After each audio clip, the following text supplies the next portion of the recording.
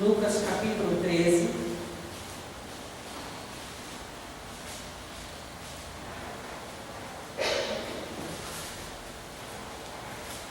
Versículo de número 6.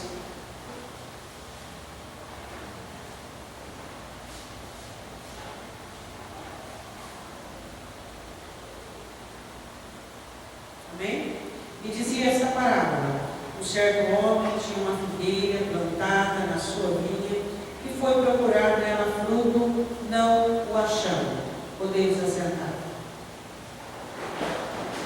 Jesus começa a explanar essa parábola por causa deste assunto aqui do versículo 1. Vamos ler? Naquele mesmo tempo estavam presentes ali alguns que lhe falavam dos galileus, cujo sangue Pilatos misturara com os seus sacrifícios. Respondendo Jesus, lhes disse: cuidais vós que esses galileus foram mais pecadores do que todos os galileus, por terem padecido tais coisas? Não, vos digo antes, se não vos arrependerdes todo de igual modo, perecereis. E aqueles 18 sobre os quais caiu a torre de Siloé e os matou, tais que foram mais culpados do que todos quantos homens habitam em Jerusalém? Não, vos digo, antes se não vos arrependerdes de todo de igual modo, perecereis. Jesus estava fazendo uma explicação e uma explanação sobre a necessidade do arrependimento. Que na cultura da época e também na cultura atual, as pessoas acham que aqueles que sofrem, todas as pessoas que estão sofrendo porque elas estão pagando alguma coisa. É ou não é? Até tem crente com essa mentalidade, né? Claro que existe a lei da semeadura, existe a colheita, mas nem todas as pessoas que sofrem estão colhendo alguma coisa. Às vezes você passa por situações que você nunca plantou, que você nunca fez nada para que aquilo acontecesse na sua vida. Mas você passa. Por quê? Porque você está vivo, porque você está no mundo, porque você se relaciona com pessoas de todo tipo, de toda cultura, de toda espécie. Então, o que Jesus estava explicando? Ele estava dizendo: ó, vocês acham que aqueles galileus que Pilatos matara, vocês acham que os outros galileus não eram tão pecadores como eles? Não, equívoco de vocês.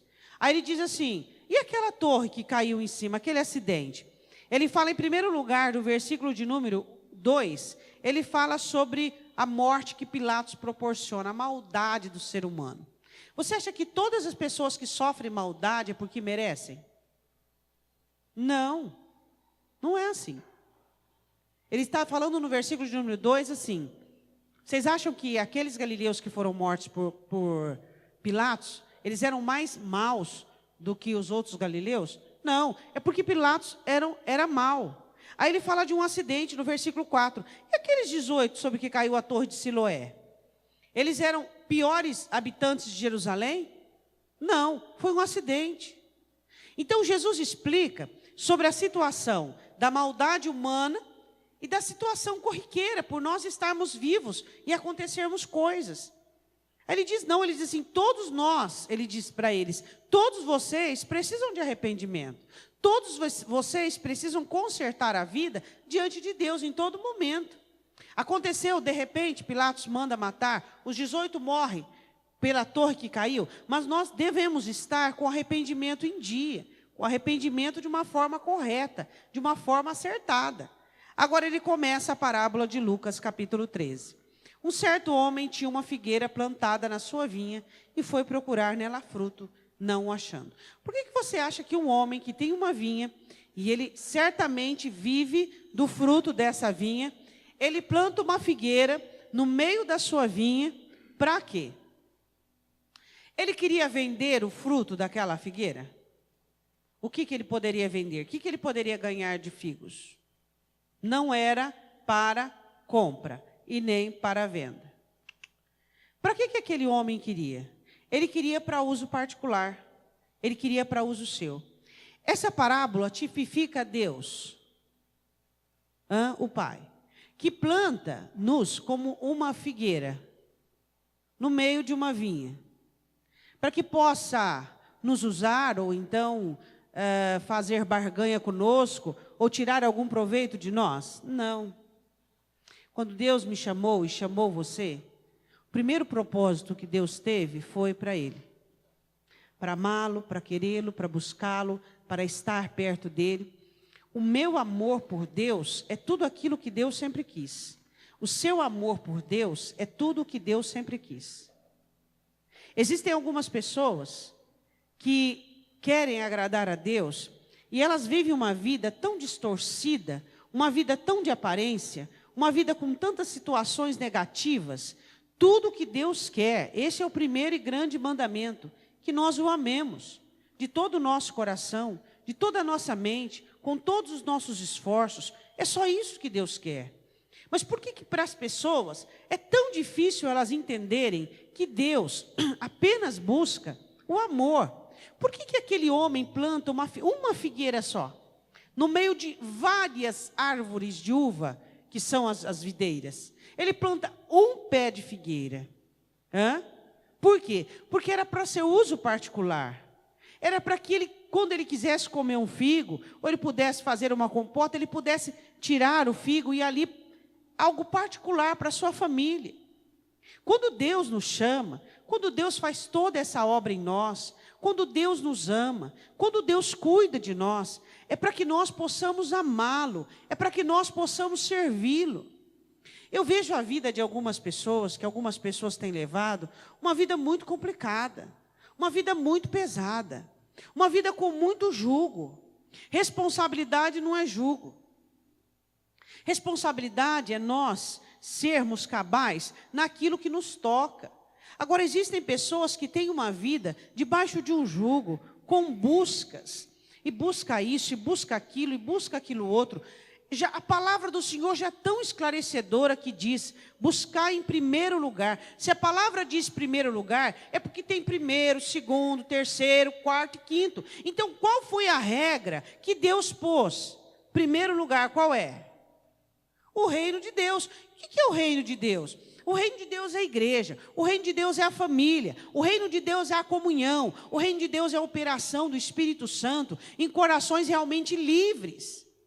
Hoje está faltando corações livres para a operação de um espírito livre. O Espírito Santo é livre. E o próprio apóstolo diz, onde há o Espírito Santo, tem que ter liberdade. Onde há liberdade, tem que ter o Espírito Santo. As pessoas, elas estão cativas e aprisionadas em tantas situações que elas estão ficando infrutíferas. Elas não estão conseguindo ser férteis. E o único fruto que Deus quer de mim e de você é o amor. Depois do amor, os outros frutos, consequentemente, vai acontecer. Tudo na sua vida vai acontecer depois do amor. Diga isso para as pessoas que estão ao seu lado. Tudo na sua vida vai acontecer depois do amor. Tudo com o amor dá certo. Quando você ama Deus de verdade, com um coração puro, um coração quebrantado, um coração de criança.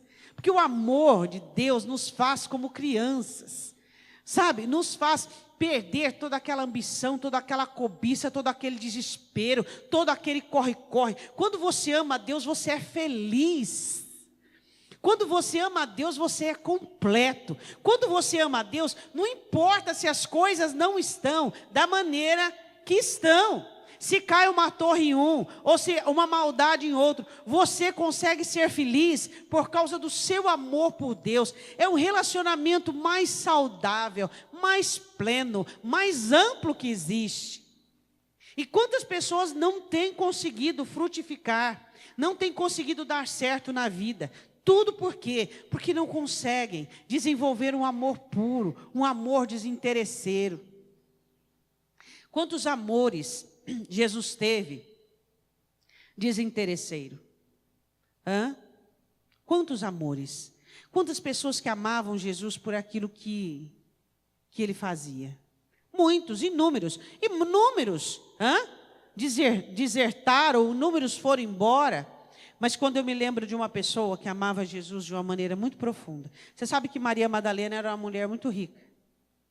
Ela sempre ajudou o ministério do Senhor Jesus. E ela amava Jesus. Depois que foi liberta de todos os demônios, ela continuou amando Jesus e continuou servindo Ele com tudo que ela tinha. E ela continuou servindo até o fim da vida dela. Porque aquele amor era verdadeiro, entende? Era um amor que ultrapassava as linhas de qualquer bênção, de qualquer recurso. Quando nós amamos Deus, não importa se estamos chorando ou sorrindo, não importa se temos ou não temos. Por quê? Porque o nosso coração ele está tão cheio, tão cheio, tão cheio, porque quando Isaías, em Isaías capítulo 6, ele tem a visão do Senhor, ele diz, no ano em que morreu o rei Uzias, eu estava no templo do Senhor, e ele vê aquela manifestação do Senhor, ele diz assim, o seu séquito enchia todo o templo. Então, quando o Senhor Jesus se manifesta em nós, ele enche a gente por dentro, você pode dizer aleluia.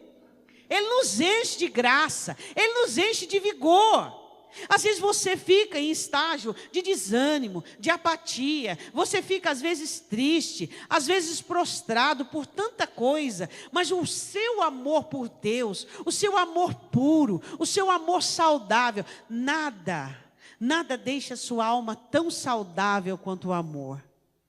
Quando o apóstolo Paulo faz o relato das virtudes do Espírito, falando da galeria do fruto, ele começa com qual virtude? Começa com um dom.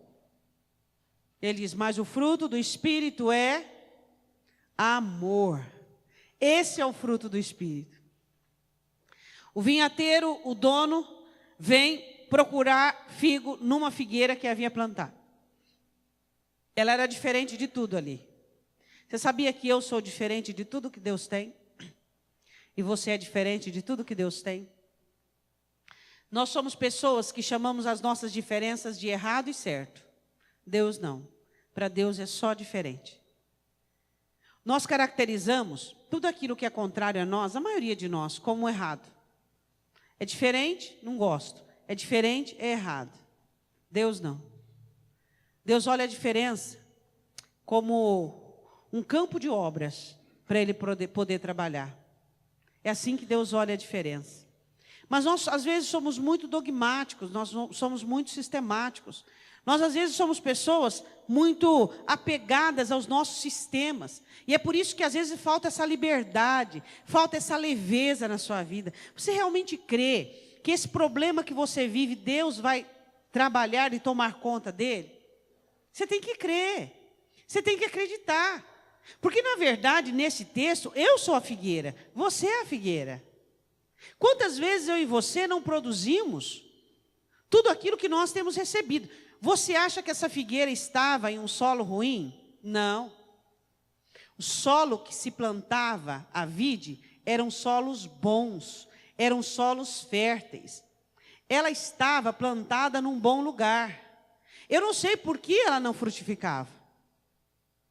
E eu também não sei por que às vezes nós não frutificamos. Por que às vezes nós não temos a alegria que deveríamos ter? Hoje você e eu deveríamos terminar essa terça-feira com muita alegria. Por quê? Porque estamos de pé, porque estamos vivos. Mas no que damos atenção? Em tudo aquilo que não deu certo, em tudo aquilo que não está bom, em tudo aquilo que nos entristece, em tudo aquilo que parece um fardo, um peso, na tristeza do outro, na complexidade do outro. A vinha deixou de produzir porque a figueira não produzia? Não. Um não tem nada a ver com o outro.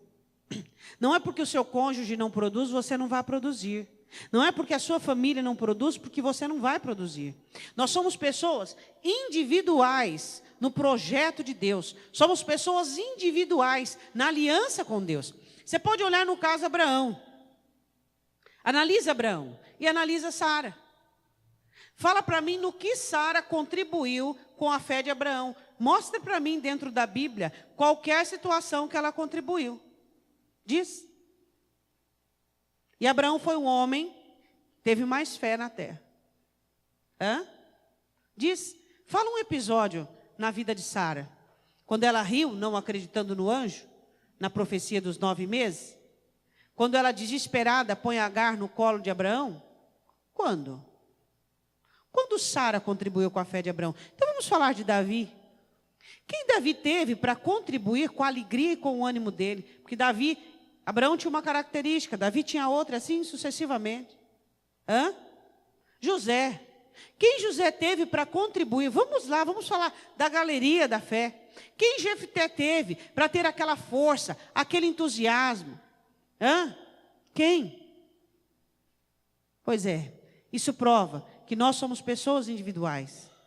E por sermos pessoas individuais, nós temos que dar conta de todo o investimento que tem sido feito em nós.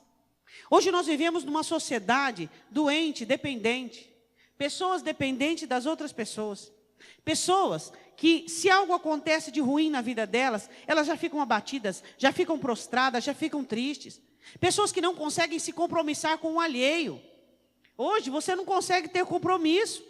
Crentes não têm compromisso com seus pastores, crentes não têm compromisso com as suas igrejas, cônjuges não têm compromisso com seu cônjuge, pai não tem compromisso com seus filhos, filhos com seus pais. Por quê? Porque é a nossa situação contemporânea atual. As pessoas não conseguem ter raízes, não conseguem ter raízes. Eu costumo sempre brincar com o pastor, quando nós comentamos alguns assuntos, nós dizemos assim: árvore que não tem raiz é arrancada na tempestade e vira lenha para as fornalhas. O que acontece com a árvore que não tem raiz? Vai ser arrancada na tempestade. E vai virar o quê? Vai virar lenha. Vai virar combustível para o fogo. Por quê? Porque não tem raiz. Nós temos que ter raízes. E na Escritura, o Senhor Jesus fala de diversas vezes sobre a importância da raiz. Em Jeremias, por exemplo, 17, o Senhor diz: bendito o homem que confia no Senhor, porque ele será como uma árvore plantada junto a ribeiros de águas, que no tempo da seca vai frutificar. Por quê? Porque tem raiz. Quando nós temos raízes, nós frutificamos. Deus é fiel. É interessante a Escritura e ela é maravilhosa. Deus é fiel com quem é fiel. Temos que ser fiéis aos nossos projetos, aos nossos sonhos, às nossas determinações, às nossas buscas e pagar preços, muitas vezes para alguns altíssimos, mas para nós compensador. Por exemplo, você pagaria o preço que Jacó pagou? A Bíblia diz que para ele pareceu dias. Jacó paga 7 anos para ter uma esposa. Serviço forçado. Depois foi enganado, trabalha mais 7 para ter a mesma. Ou seja, ele paga 14 anos, 7 de engano e 7 de compromisso. Isso é loucura. Mas cada um sabe o valor que as coisas têm. Entende? Às vezes você paga um preço alto para ter algo, mas ninguém sabe o valor disso para você. Então, o que nós precisamos entendermos e compreendermos, que o maior fruto que Deus espera de nós é o amor. Deus espera que nós amemos a Deus e que nós amemos quem somos e amemos o que fazemos e amemos aquilo que recebemos de Deus. Amém? Que nós tenhamos um senso de valorização da vida. Uma valorização, eu sempre fico batendo nessa tecla, não é mesmo? Queria perguntar uma coisa para você: você é feliz? Feliz. Aí você diz: pastor, a minha vida é difícil. Deixa eu te contar um segredo. Você não é, eu fui uma das jovens que era mais feliz na minha época. E eu ia na igreja com o estômago roncando de fome. Porque a felicidade não tem nada a ver com o corpo, a felicidade não tem nada a ver com os bens. A felicidade tem a ver com a alma, a plenitude do coração. Essa é a diferença. Entende? As pessoas não conseguem entender que felicidade não tem nada a ver do lado de fora. A felicidade tem a ver com a alegria que você tem dentro do seu coração e você dizer: meu Deus, eu encontrei, meu Deus, eu encontrei, meu Deus, eu fui encontrado, eu pertenço a Ele. Não, você imagina uma coisa dessa, você saber que você pertence a Ele. Você quer notícia mais maravilhosa que essa? Você quer notícia mais gloriosa do que essa? Que você pertence a Ele e Ele pertence a você. Aquele que me amar guardará os meus mandamentos. Quando eu leio esse versículo em João, a minha alma jubila. Quem me amar guardará os meus mandamentos, e eu e o Pai viremos para Ele e faremos dele morada. Eu digo: Deus, isso é a notícia mais maravilhosa que eu posso ouvir todos os dias, em todos os dias da minha existência. Saber que Ele mora dentro de mim, meu Deus, isso é absurdo. É ou não é? E às vezes nós ficamos o quê? Tristes por isso, tristes por aquilo, abatidos por isso e abatidos por aquilo. Pergunta para o seu irmão do lado: você é feliz? Feliz. Quando você pergunta para alguém se ele é feliz, ele imediatamente se respalda nos seus problemas. Entende? Sua felicidade não tem nada a ver com problemas. Deixa eu te dizer, a partir do momento em que você nasceu chorando. Os problemas fazem parte do nosso crescimento e da nossa vida. E enquanto você não se adequar, como Jó disse, os homens nascem para a tribulação, como a faísca se levanta para voar. Nós precisamos aprender a sermos felizes em meio à dificuldade, em meio à tribulação. Pastora, como eu consigo isso? Menos apego. Diga, menos apego. O apego é responsável pela infelicidade de muitas pessoas. Ao invés de nós nos apegarmos a Deus, nos fixarmos em Deus, às vezes nos apegamos a várias situações, circunstâncias e tudo mais. A Bíblia diz que este homem veio procurar fruto e não o achando. E disse ao vinhateiro, ao servo que cuidava da vinha: eis que há 3 anos venho procurar fruto nesta figueira, ou seja, primeiro ano, segundo ano, depois da permissão de usufruir, e não acho. Havia um fato aqui. Havia um fato de 3 anos. 1 ano, nada. Eu quero analisar com você nesse versículo 7, que a esperança do dono da vinha havia se perdido. Tá? Nós não estamos falando agora na questão de Deus, porque Deus não perde a esperança em nós. Nós estamos falando agora sobre o fruto que nós temos que oferecer, sobre o arrependimento. E sobre, muitas vezes, o desânimo que eu e você temos de pararmos, de desistirmos, de retrocedermos. Hoje, a maior facilidade, se você quiser satisfazer uma pessoa, é você concordar com a opção de desistência dela. Você quer agradar uma pessoa? Concorde com a desistência dela. Você está agradando ela. Concorde com o retroceder, concorde com o desistir. Você está agradando ela. Porque é isso que as pessoas querem ouvir. As pessoas hoje não querem pagar o preço de lutar, de batalhar, de insistir, de mudar de técnicas, mudar de estratégia. Fala para mim, se você está pronto a desistir, por que você não muda de técnica e de estratégia? É mais 1 ano que você vai dar, ou seja, mais uma chance que você vai dar. Existem pessoas que preferem largar de mão, abandonar, do que mudar de técnica. Muda de técnica. Qual é a técnica que dá certo, pastora? Uma que eu sempre funciono. Funciona comigo. Entregar para Deus e regozijar-se no Senhor. Ser feliz você e Deus. Essa sempre funciona. Entregar de verdade, sabe? Consagrar de verdade. Ver e não abalar. Ouvir e não abalar. Simplesmente dizer, Deus, Tu estás no controle. E quanto mais difícil fica a coisa, melhor é para o Senhor. Você sabia que Deus gosta de coisas difíceis? Sabia? Porque as coisas fáceis ficam para nós, não é verdade? Quando Deus manda Moisés falar com o faraó, ele disse, só que assim, eu vou dificultar um pouquinho a coisa para você. Como assim, Senhor? Você vai falar com o faraó e eu vou endurecer o coração dele. Deus gosta das coisas difíceis, para que a glória seja dele. Nós que não gostamos.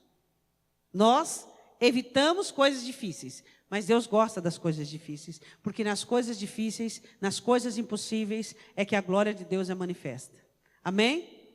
Quando Deus manda Moisés, Ele manda em direção ao mar, para que o mar fosse aberto. Pastora, mas espera aí, podia ter mandado por outro caminho. Por outro caminho, Israel viria a guerra. Israel não teria condição e poderia... Olha só que planejamento. Senhor, nós desistimos porque nós vivíamos como escravo durante 430 anos, não estávamos preparados para a guerra, não sabíamos guerrear. Ah, é? Então tá bom. Vai para o mar, eu abro o mar, vocês passam. E vocês serão treinados para a guerra. Quando entrarem na terra prometida, já estarão preparados. Entende, não entende? Entende. E disse o vinhateiro, eis que há 3 anos venho procurar fruto nesta figueira, e não acho. Corta, porque ocupa ainda a terra inutilmente? Foi dada uma ordem. Essa ordem com uma interrogação. Ou seja, você vai decidir. Corta, porque ela ainda ocupa a terra inutilmente, ou seja, houve ali uma brecha, houve ali uma abertura. Sempre haverá uma abertura, diga, sempre haverá uma abertura. Sempre haverá uma saída, sempre haverá uma alternativa, sempre. Quando a palavra do Senhor diz assim, eu fico impressionada com crente que joga a toalha, com crente que desiste. Por quê? Porque a palavra do Senhor diz assim, que o Senhor Jesus, Ele é a porta, e nós entraríamos e sairíamos e acharíamos pastagem. Sempre, sempre, sempre existe uma alternativa. Sempre existe uma solução. Mas a solução para os crentes mais rápida é sucesso mais rápido, resolução mais rápida. Você sabia que as coisas de Deus não são rápidas? As coisas de Deus não são imediatistas, as coisas de Deus não são rápidas. E é por isso que muitas vezes nós não conseguimos andar junto com Deus. Porque as coisas de Deus, elas dão trabalho. As coisas de Deus precisam de afinco, de determinação, precisam de tempo. E a gente não gosta disso. A gente gosta de coisa para onde? Para onde? É para onde? Para moldar uma pessoa, por exemplo. Existe, às vezes, anos para você ver uma pessoa moldada. Para a resolução da sua vida, às vezes, existe tempo para acontecer algo. Mas qual é o problema? Por que existem pessoas que desistem? Eu acho que, quando o dia de nós partirmos, certamente, se Deus quiser com consciência, nós teremos arrependimento de algumas coisas, obviamente. Mas sabe uma das coisas que eu não gostaria que você tivesse o arrependimento? Você olhar e dizer assim, eu não fiz tudo o que eu podia. Sabe? Como o Senhor Jesus disse na casa de Simão, ela fez tudo o que ela pôde. Deve ser uma frustração terrível. Você olhar para o seu filho, você olhar para a sua família, você olhar para a sua vida, você olhar para uma resolução, uma situação, um término de uma situação, desencadear de uma situação, e você dizer, eu não fiz tudo o que eu pude. Isso deve ser, para um crente, um dos maiores meios de frustração. Por quê? Porque nós temos Deus, nós temos o Espírito, nós temos a igreja, nós temos fé, nós temos autoridade, nós temos nele refrigério, nós temos nele força, nós só temos ainda soberba e arrogância, que é o que impede muitas vezes nós de persistirmos e continuarmos. Olha para a palavra do vinhateiro. Deixa-me, eu me responsabilizo.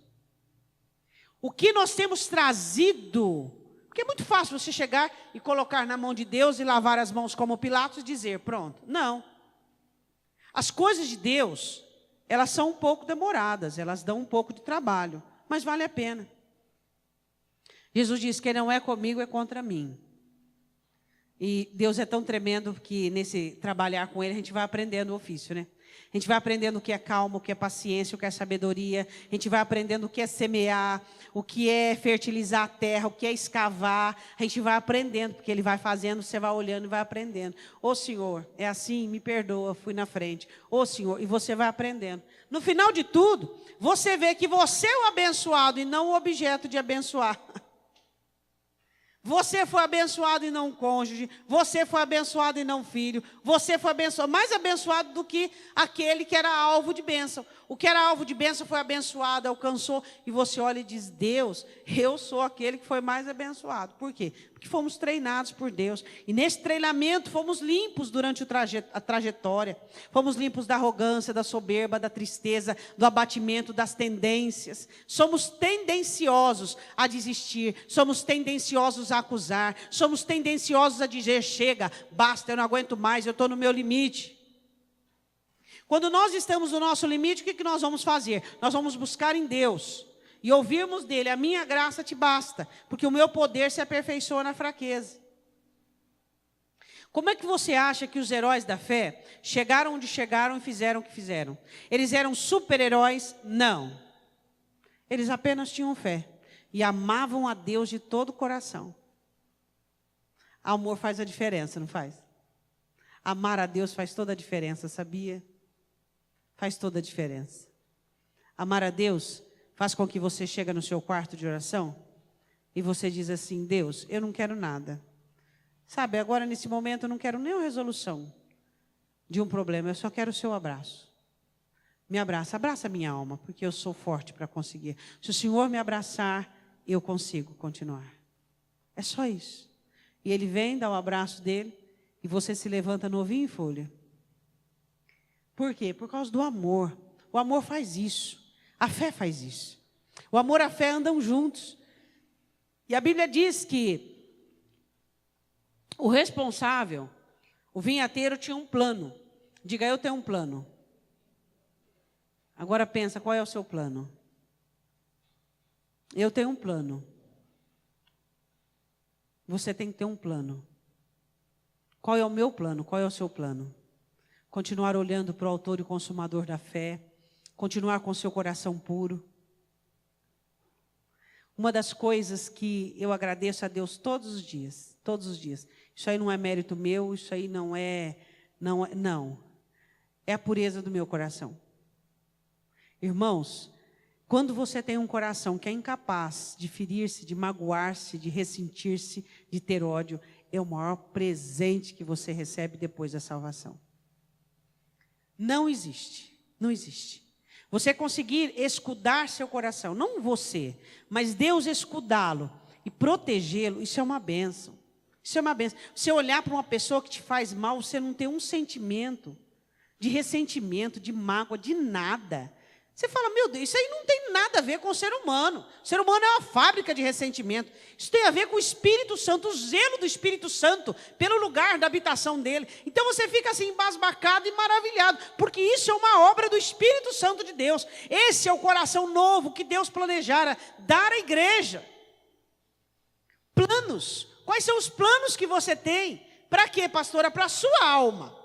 Porque você certamente tem planos para o trabalhador, para o pai. Você é mãe. Você tem planos como mãe, como pai, como trabalhador. Mas e como alguém que tem uma alma e que é uma alma? Você tem planos de manter o seu coração puro, de manter a sua fé em Deus, de manter a sua confiança nele, de lutar contra a sua alma bravamente e dizer assim, ó minha alma, por que te abates? Por que te perturbas? Creia em Deus, confia nele e não saia da direção dele. Você não se movimenta se ele não te dirigir. Você não vira para um lado se ele não te mostrar.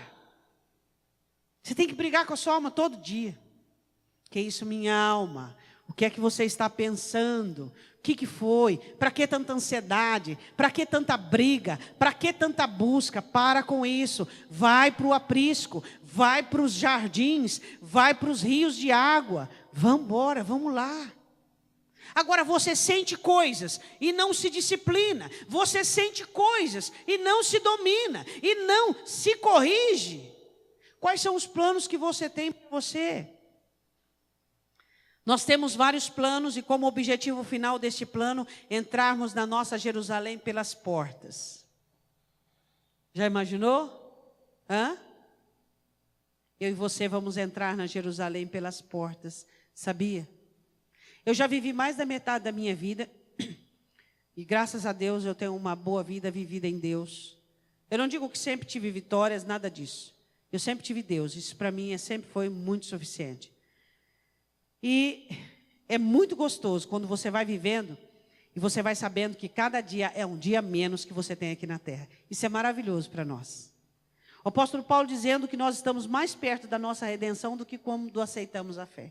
Isso é maravilhoso. Você poder entender que cada dia que você vive e você termina o dia, né? E você vai lá no seu quarto de oração, como de costume, e você oferece ao Senhor, Senhor, aqui está o meu dia. Né? Aqui está. Hoje eu orei, hoje eu busquei, hoje eu clamei, hoje eu cultuei, hoje eu adorei, hoje eu tive fé, hoje eu criei. Senhor, hoje eu repreendi minha alma. Senhor, hoje eu dei um chacoalhão na minha alma. E você consagra aquele dia, sabendo que aquele dia, ele passou aqui na terra. E às vezes nem fica na nossa memória, mas está todinho escrito no livro das guerras do Senhor. Isso é maravilhoso. É maravilhoso você conseguir terminar um dia sabendo que se você terminou ele com 18 homens que morreram por queda de uma torre, ou outros que morreram por maldade, você termina o dia consciente que Deus é o seu Senhor, e você termina o seu dia frutificando, adorando com ações de graça. Senhor, muito obrigado porque eu estou vivo. Existem pessoas que acordam pela manhã e elas não conseguem se alegrar pela vida. Elas não conseguem se alegrar pela vida. Eu fui criada com uma pessoa bem-humorada. Minha mãe sempre foi uma pessoa bem-humorada, nunca foi crítica. E eu agradeço tanto a Deus, tanto a Deus. Eu, às vezes, quando eu ia para a igreja, quando eu era junior, Eu olhava as mães das minhas amigas, todas as vezes na igreja, né, adorando a Deus, sendo diaconisa. Eu ficava com aquele pesar, falava, ai Deus, queria tanto que a minha mãe te servisse também, né? E depois de muito tempo eu percebi o privilégio que eu tive de ter aquela mãe desequilibrada, maluca de pedra, mas feliz da vida. Eu nunca vi minha mãe criticando ninguém, nunca vi minha mãe apontando o dedo para ninguém. Eu nunca vi minha mãe fazendo isso. Minha mãe era feliz, até hoje ela é muito feliz. Então eu nasci em uma escola com uma pessoa que era feliz da vida, uma pessoa que agradecia a Deus pela vida e pelo dia. E um dia eu pude entender que ela era um presente para mim, né? Um dia ela disse, ai filha, você é um presente para mim. Eu falei, não, a senhora não imagina, mas no céu vão saber que presente que eu ganhei de Deus. Nunca vi. Sabe aquelas mães que tem aquele olhar crítico, condenativo? Não consigo ver minha mãe. Minha mãe nem inteligência para isso tem. Sabe, eu já vi mães olharem para filhos com aquele olhar condenativo, com aquele olhar de reprovação, onde o filho fica todo murchinho, onde o filho fica todo sem jeito, todo falido. Minha mãe nunca olhou assim, nunca julgou, nunca condenou. Isso sempre foi um presente para mim. E eu quero dizer uma coisa para você. Quando você acordar todos os dias, valorize a vida, valorize o dia, olhe para Deus, creia. O quanto o seu coração, quando ele frutifica a alegria de manhã, o quanto você está abençoando o seu dia, o quanto você está abençoando a sua jornada. Como é importante você acordar feliz, abrir o olho, dizer, Deus, por que eu estou vivo? Por que eu estou vivo? Eu estou vivo por uma causa. Eu estou vivo, as suas misericórdias foram renovadas. As suas misericórdias foram renovadas para mim. Você acredita que tem gente que acorda de mau humor? Eu não consigo acreditar numa coisa dessa. Não consigo, irmãos. Eu sou uma pessoa que já tive muitos problemas e passo por situações diversas. Eu nunca acordei de mau humor. Nunca. Eu não me lembro de ter acordado de mau humor. Não me lembro. Porque eu acordo, eu estou viva. Eu estou viva. Deus me deu vida. Deus me deu vida. E eu estou viva. Isso não é maravilhoso? Ou para você não é? Hã? Ou será que você acorda já de mau humor, irritado, porque tem muita coisa para fazer? Calma. Se não der tempo hoje, eu tenho minha agenda também. Se não der tempo hoje, risca. E amanhã, hoje mesmo, já risquei vários compromissos que não deu tempo, porque houve uma coisa diferente, aconteceu hoje. E eu risquei, marquei para amanhã, qual o problema? Se não der amanhã, quinta não, né? Marco para sexta, marco para sábado, não tem problema. Entende? Viva a vida um pouco mais leve. Entende? Quem sabe o Espírito Santo está dizendo assim para você. Filhos, Deus os ama, mas vocês precisam viver um pouco mais este amor. Filhos, a vida é mais leve, mas vocês precisariam aceitar essa leveza. Filhos, vocês podiam sorrir mais, mas para isso, vocês precisariam querer. Filhos, vocês podiam serem mais fortes, mas para isso, vocês precisariam buscar um pouco mais dessa força. Quantas coisas nós estamos perdendo, porque está faltando da nossa parte, a nossa frutificação. Sabe o que essa figueira recebe? Uma nova chance. Quantas pessoas já investiram em você, não é mesmo? Existem pessoas que são amargas, porque nunca recebeu nada. Aí elas dizem assim, eu sou amarga e sou indiferente, sou antissocial, porque nunca recebi. Isso é mentira. Mentira. Porque eu também fui uma pessoa que nunca recebi nada.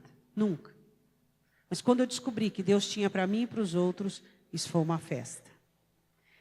Esse negócio de você ser amargo, porque você nunca recebeu, isso é desculpa de falta de quebrantamento. Viu?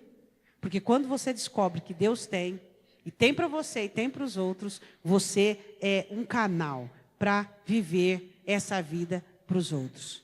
A Bíblia diz assim, que ele disse, respondeu e disse, Senhor, deixa este ano até que eu escave e esterque. Diga comigo, trabalho.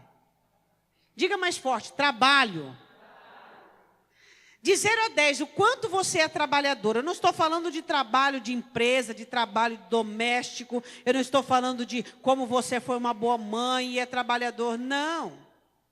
Eu estou falando do quanto você não tem preguiça de trabalhar com respeito à sua vida. Cavar, estercar, adubar, para você dar fruto. O quanto você pega um problema, porque dá trabalho. Você vê um hábito ruim em você. Você acha que é fácil mudar hábito? A coisa mais difícil que existe é você mudar hábito. Porque a alma, ela trabalha por sistema. Sistemas de dinâmica. Ela acostuma. Você olha um hábito seu. E você vai e põe na mente, continua fazendo. Você vai e põe no coração e continua fazendo. Aí você descobre que tem raiz. E aí você vai trabalhar na raiz. Às vezes demora meses, semanas, meses e anos para você mudar um hábito. Isso exige trabalho. Mas se não tem trabalho, não frutifica. Dá para entender? Pessoas que se converteram, desde que se converteram, são amargas, azedas. Dá trabalho mudar temperamento. Você acha que não dá trabalho? Você acha o que formou o seu temperamento assim? Revolta, tristeza, negação, privação. Você acha que você vai mudar o seu temperamento do dia para o outro? E que o Espírito Santo vai mudar o seu temperamento? Não. O Espírito Santo não vai mudar o seu temperamento se ele não tiver a sua súplica, se ele não tiver o seu esforço, se ele não tiver a sua devoção nisso. Tem crente que ele está na igreja, ele vai morrer com temperamento ruim e negativo. Por quê? Porque ele nunca quis trabalhar. Dá trabalho. Dá muito trabalho mudar o nosso temperamento. Dá trabalho mudar a timidez. Dá trabalho. Mas nós queremos mudar de um dia para o outro? Será que nós somos aqueles crentes que achamos que depois que passamos pelas águas e falamos em línguas estranhas, somos 100% transformados? Não.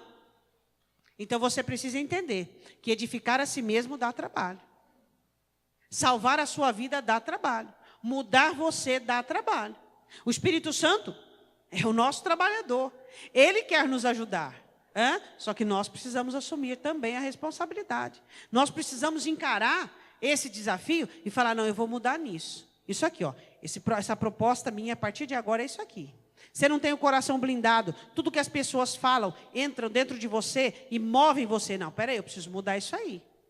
Isso aí eu não posso mais ficar assim. Eu não posso mais ser uma pessoa que é influenciável. Eu sou a influência e eu não sou influenciado. Então você olha e diz, não, peraí, dá trabalho. Então eu vou estercar, vou fertilizar, vou limpar, escavar. O que é escavar? É limpar. Quem sabe, ela está com pouca profundidade. Nós poderíamos ficar 1 hora falando sobre o trabalho de escavação e de esterco, né? Estercar, né? Adubar, né? Mas para nós orarmos, vamos falar um pouquinho só. Escavação. Toda pessoa rasa não frutifica. Ele diz, eu vou estercar, vou ver se falta terra, vou ver se existe sujeira, vou ver se existe coisas. Eu vou adubar, eu vou colocar adubo nela. Porque às vezes ela não está dando conta de, com as suas raízes, buscar na profundeza da terra. Às vezes ela precisa de um auxílio paralelo. Quantos auxílios paralelos Deus tem te dado, na verdade? Sua igreja, seus pastores, seus amigos, sua família.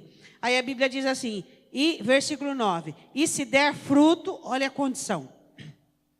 Hoje nós estamos falando sobre o amor, amar a Deus. Diga, eu só vou ser feliz quando eu cumprir o primeiro mandamento. Não há tristeza nessa terra, não há decepção, não há frustração que consiga arrancar a alegria de um coração que ama a Deus. Tinha uma canção que nós cantávamos quando nós éramos crianças que dizia assim, ó, não pode ser triste um coração que ama Cristo. Não pode ser triste um coração que ama a Deus. Porque é impossível. É impossível. Quando nós amamos a Deus, nós somos felizes. Nós temos expectativas. Nós somos cheios de esperança. Nós somos felizes por causa deste amor. Não é porque a nossa vida vai em vento em popa. Não é porque nós não temos problemas, mas porque nós amamos a Deus. E nós estamos preparados para o que deve vir. Pode vir, Senhor, pode vir toda a situação, porque eu te amo. Eu te amo. A Bíblia diz assim, o apóstolo Paulo explicando, que a fé é para cá. Mas o amor não fica aqui, o amor vai junto comigo. Você sabia qual é o único dom, a única virtude, o único poder que sobe comigo? Que sobe com você? O amor. As profecias ficarão, a fé ficará, tudo ficará. O amor é eterno. O meu amor vai subir junto comigo no dia da minha morte, no dia do meu arrebatamento. O seu amor é o seu maior companheiro, fiel companheiro pelo Senhor. Se der fruto, ficará, e se não, depois a mandará cortar.